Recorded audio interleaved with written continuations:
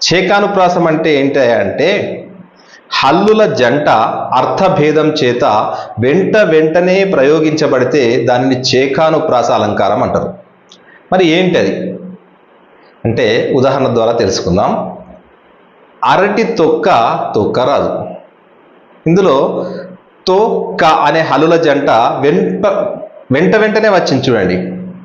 అరటి తొక్క తొక్క రాదు.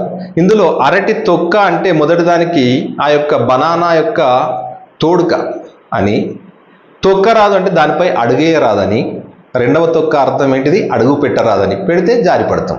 సో ఇది వినగానే తమాషగా అనిపిస్తుంది చూడండి. అరటి తొక్క తొక్క రాదు, నీటిలో పడిన తేలు తేలుతుంది.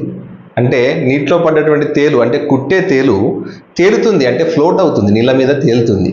సో ఇలాగా ఉండేటువంటి దాన్ని హల్లుల జంట అర్థభేదం చేత